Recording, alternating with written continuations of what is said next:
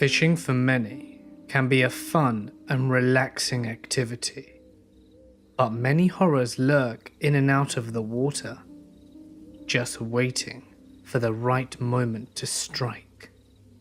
So get comfortable and let the darkness take control.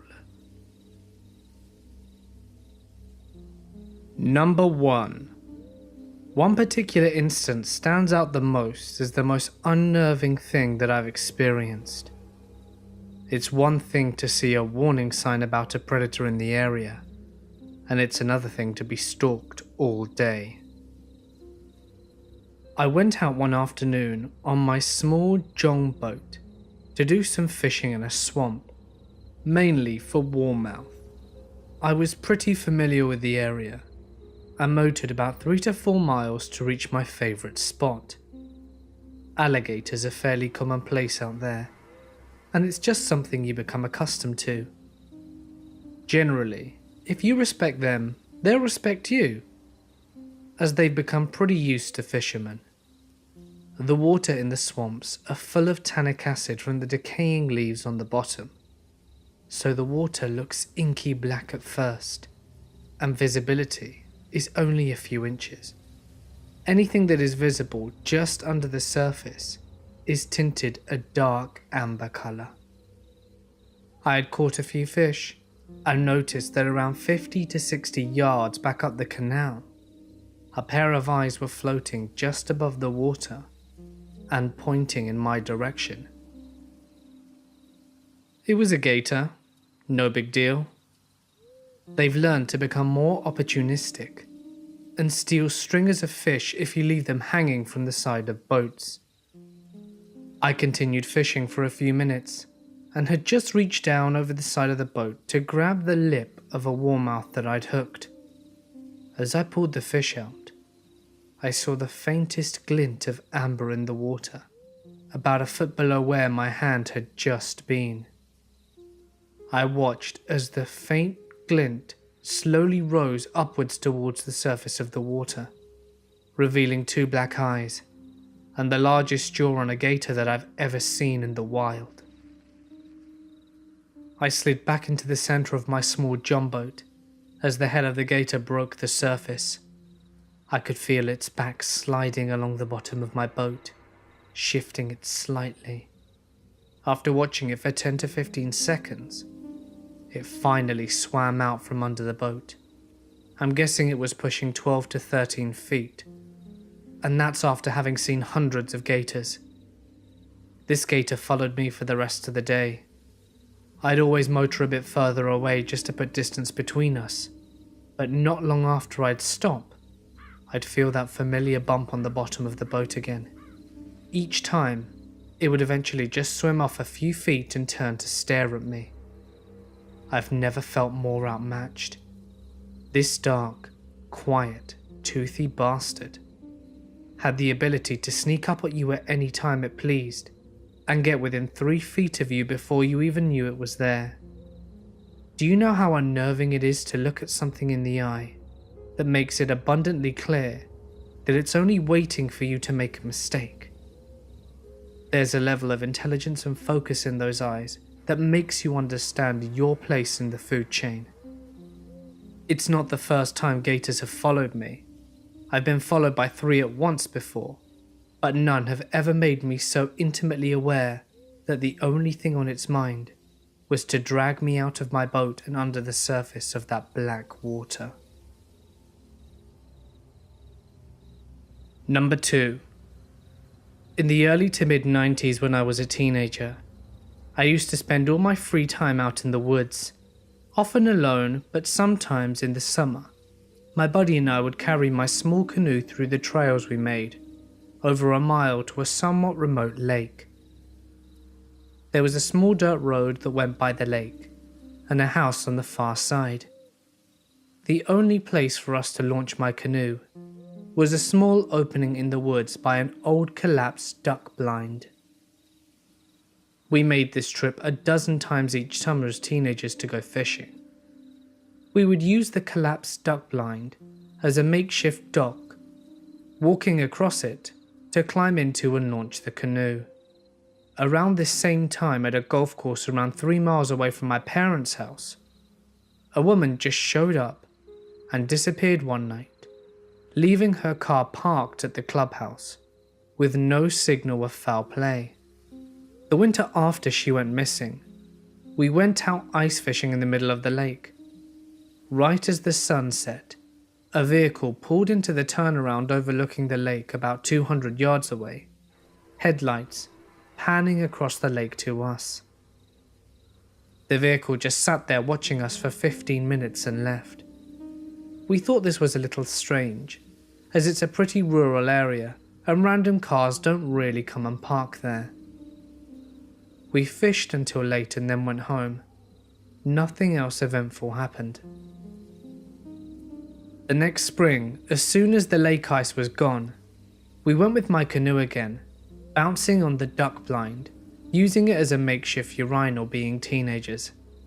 And this time, we noticed a foul odour at the duck blind and joked that the hunter was dead underneath it. We never thought about it twice. Out in the woods or by the lake once in a great while, you'd come across a dead animal, so we never thought anything. That summer, I moved away from the area. A few years after I moved away, my dad called me to tell me that the missing girl had been found dead. She had been kidnapped, raped, murdered and buried under a duck blind at the edge of the lake we always fished at.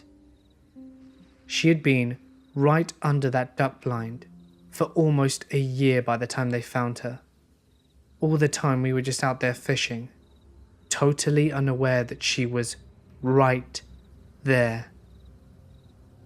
I called my buddy, and he reminded me of the weird car watching us whilst we were out ice fishing in the winter. We wonder if it was the guy just coming back to check the spot that he'd dumped the body the previous summer. Thankfully, the killer was caught and put in prison shortly after. Number 3.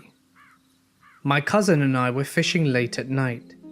We decided to go around 9 PM, since that's when it's the best time for us to go and get a bite. We got to our spot and there was nothing but the two of us, the lake, and your normal chirp chirp of some other random animal sounds, which we were used to. Around 30 minutes into our peaceful night of fishing, suddenly things went quiet. If you've ever gone to our spot, you know that this just doesn't happen. We didn't say anything and we kept on with our night. But suddenly, there was a loud screaming sound coming from behind us. I turned to look at my cousin, but this time his face was pale, and we asked out loud at the same time, "Did you hear that?" "Yes, I did." "What was it?" "I don't know, I've never heard that before," he said. As much as we both tried to ignore it, we kept alert. But then it passed, and after about an hour or so we'd forgotten about the incident completely. We didn't catch much, so we decided to pack up and call it a night. When we were heading back to our truck, we started hearing leaves rustling behind us. We turned around thinking it was an animal, but nothing was there. We kept on, and right as we were about to hop into our truck, a woman appeared right in front of us, at least a few feet away. She looked dirty and a little beat up with some blood stains on what seemed to be a nightgown. We shouted, "Are you okay? Do you need help?" She just continued to stare at us, and then made the same shrieking scream that we'd heard before. My cousin and I were petrified and got into our car and drove off. We haven't been back to our fishing spot ever since, and we never told anyone what happened, but I can still hear that scream in my mind if I think about it hard enough. Number 4. My two buddies from the war and I go about twice a year on a weekend-long fishing trip. We catch up on our lives, rent a cabin and the usual, but this year happened to be one when my buddies were sick. So I told my other friend about it, and he told me that his cousin was in town and that he could fill in. So we took off to our spot. Once we got there, it was late in the afternoon, but we had enough time to set up our gear and head down to the boondocks. Among some of the things that we took with us, there was a weather/emergency radio, just in case of an emergency. We set it up on any FM frequencies and chill out until we catch something. Between us talking and getting to know more about my friend's cousin, the radio started to make a crackling sound which it had never done before. Then the radio mysteriously switched from FM to AM, which I thought was weird since it had a little button on the side that you needed to press in order for it to change. We called it a night. But my friend's cousin looked distracted. He kept looking at the lake and smiling, and there was also a hint of fear in his eyes. When we got to the cabin, we headed towards the kitchen because we all heard a loud noise. All the dishes had been thrown onto the floor, and my radio was making the same strange sound. My buddy's cousin comes up and tells me, "Don't worry, it's the spirit of the man who lives here. He just doesn't like you guys coming here." I looked at him puzzled, and my friend later explained to me that he's a medium. I wasn't much of a believer, but now things have changed.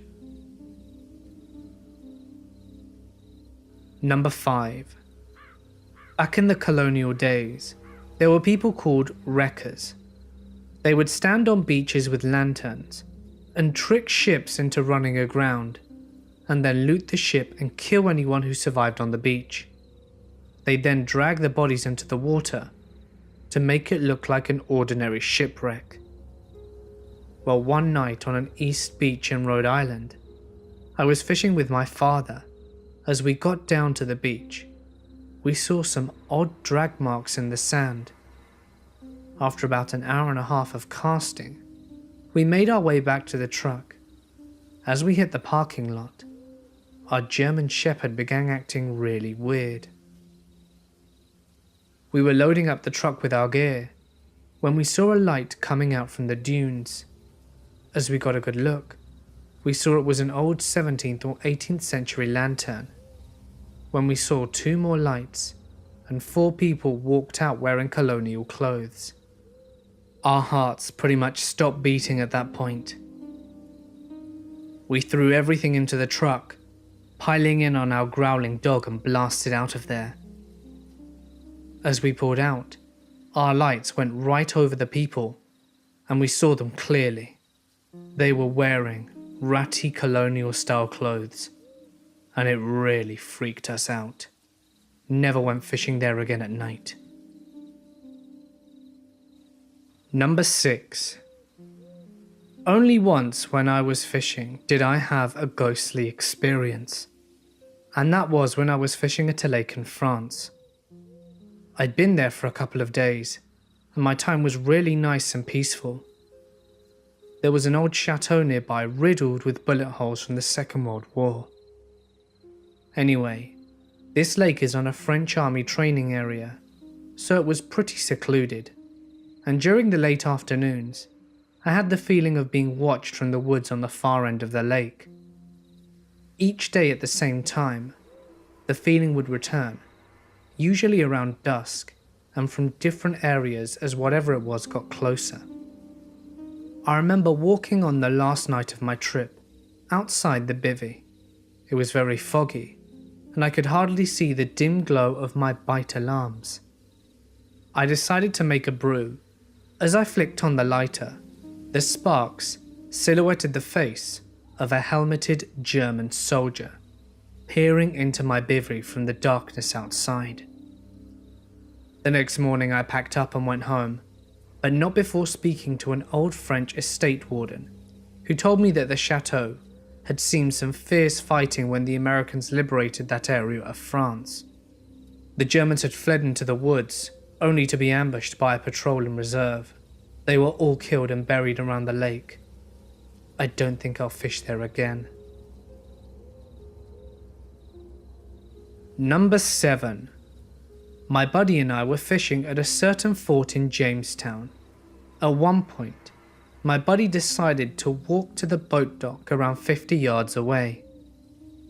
The whole walk there, he said that he sensed someone behind him and heard footsteps. He thought I was walking with him, but when he turned around, he was alone. He said it creeped him out pretty bad, and he never went back to that spot with me. Now fast forward to next summer. I decided to fish this spot by myself. I had completely forgotten about my friend's experience. I got to the dock and unloaded everything and started to soak some bait. It was a clear moonless night with no wind nor breeze. About a half hour into watching my rod, I started to smell perfume around me. I thought it was pretty weird since I was the only person out there. The smell kept getting stronger and stronger, so I walked about 10 feet to my right and the smell disappeared. Then I walked back to my original spot and the perfume smell was still there, stronger than ever. It was so strong to the point that my nose started to feel burn. At that point, I said, "Where the hell is this smell coming from?" And soon after I said that, the smell disappeared. That's when I packed up and left, and I have not been back to that fishing spot ever since. Hey guys, it's Mort here, and thank you so much for listening. You guys said you like longer stories, and yesterday, I posted 15 middle of nowhere stories, a good hour worth of listening right there, with some truly freaky stories, so be sure to check it out. Also, I'm going to be live streaming on Sunday the 27th in the afternoon. For some of you that may be tomorrow, and for others of you that might be today. Information can be found in my pinned comment on the top of the comment section, so be sure to check it out. Please pop by. I'd love to see you guys there. If you enjoyed today's video, be sure to smash that like button and subscribe, as you won't want to miss what I have in store for you next. Remember that you can submit your scary or paranormal story to my new official Reddit page, or send it over to my email, both of which you can find in the description. And feel free to follow me on Instagram and Twitter at The Mortis Media for sneak peeks into what goes on behind the scenes. But anyway, for now guys, I'm going to sign off. Stay awesome, and I'll see you in the next one.